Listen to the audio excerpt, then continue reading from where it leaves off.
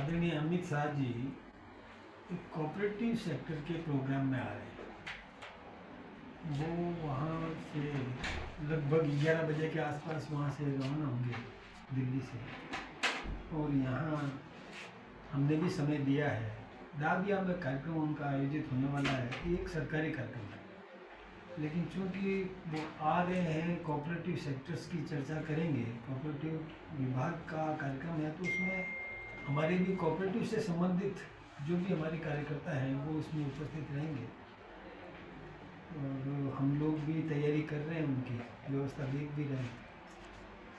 विभिन्न क्षेत्रों से लोग आएंगे, उनसे मार्गदर्शन प्राप्त होगा।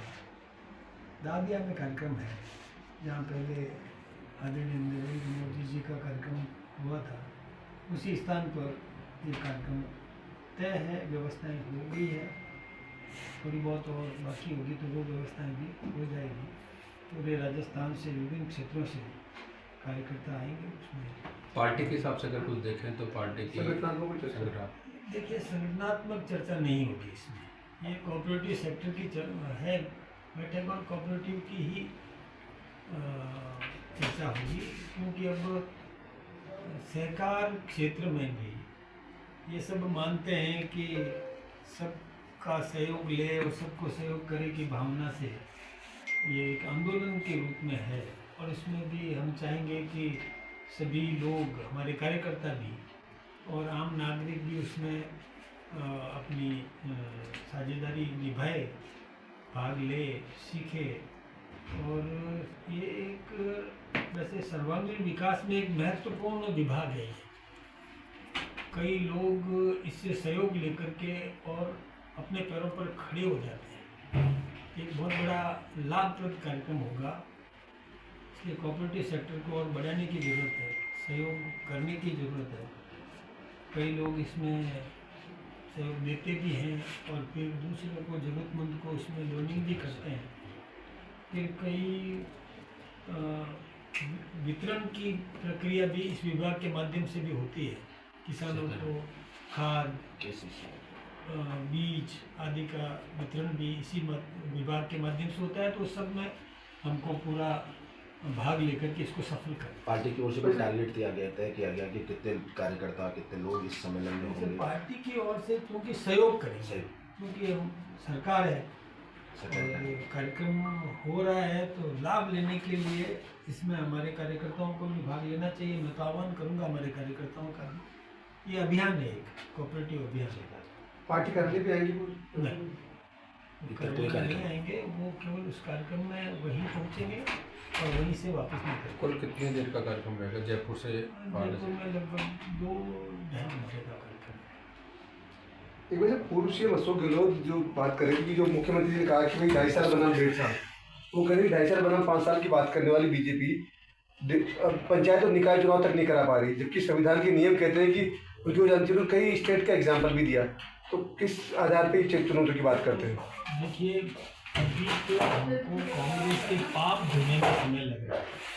कांग्रेस ने जो गहलोत सरकार ने जो पाप किए थे, यानी ऐसे अनियमित, अव्यवस्थित पंचायतें बना दी थी, अव्यवस्थित वार्ड्स बना दिए थे। एक पंचायत में 500 की आबादी और एक पंचायत में 11,000 की आबादी, ऐसी पंचायतें उन्होंने बना दी थी। वार्ड भी ऐसे बना दिए थे कि कोई वार्ड 250 का और कोई वार्ड 8,000 का। तो उसको हमने व्यवस्थित करने में समय लगाया है।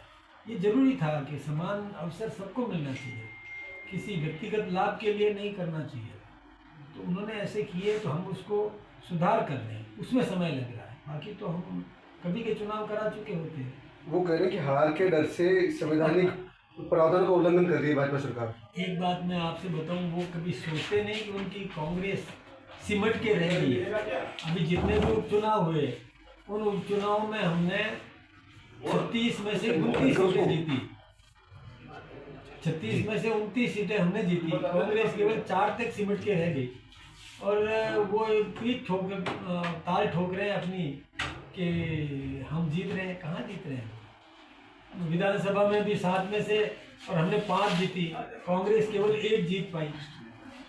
तो वो सोचते नहीं है, और हमारे ऊपर आरोप लगाते हैं कि हम हार के डर से चुनाव नहीं करवा रहे हैं। हमने सभी चुनाव कराए ना, अभी पीली बंगा है वो हमने जीता, हमने सभी चुनाव जीते। एक सवाल बाल मुकुंदाचार्य जी एसएचओ की कुर्सी पे जाके बैठ जाते हैं तो कांग्रेस ने इसको मुद्दा बना लिया है, जूली जी ने भी ट्रैक किया है और डोटासरा ने कहा है कि इस तरह से कुल मिला के सरकार दादागिरी पे आ रही है, प्रतिनिधि जनप्रतिनिधि को एसएचओ की चेयर पे नहीं बैठना चाहिए था। मैंने पता किया, बाल मुकुंद जी ने जवाब दिया कि मैंने कुर्सी साइड में खींच दी। देखिए कुर्सी का महत्व क्या है, निर्धारित स्थान पर यदि कोई बैठता है तो उस पर ऐतराज किया जा सकता है, कुर्सी को साइड में कर दिया बैठ दिया तो कुर्सी तो कुर्सी। अब उसमें तो पता नहीं क्यों, अरे भाई कोई काम करो ना, क्या छिद्रान्वेषण की बात करते हो, क्या ये छोटे मोटे बिंदु लेकर के और आलोचना प्रति आलोचना शुरू कर देते हैं, कुछ करके दिखाओ ना, पॉजिटिव टॉक करो ना, ये नेगेटिव ढूंढते रहते हैं, हर समय नेगेटिव ढूंढते रहते, कहाँ कमी। अब मैं ये कुर्सी है, मैं इसको इधर खींच करके और एक तरफ करके बैठ जाता हूँ तो वो उस कुर्सी का मतलब अलग स्थान होता है, ये समझते नहीं है इस बात को, यूँ ही फालतू उछालते हैं। ऐसा नहीं लगता बाल मुकुंदाचार्य जी अति एक्टिव होने की वजह से ये सब चीज़? देखिए मैंने वैसे कहा है कि हमको कोई ज़रूरी नहीं है वो कुर्सी साइड वाली कुर्सी कोई भी हो जाती है, लेकिन उन्होंने अलग खींच के फिर बात करी। ठीक मैं इसमें कोई सफाई तो मैं क्या दूँ, लेकिन हम इस विषय पर कोई ज़्यादा इसको गंभीर नहीं मानते। हाँ, उस कुर्सी पर उस स्थान पर नहीं बैठते।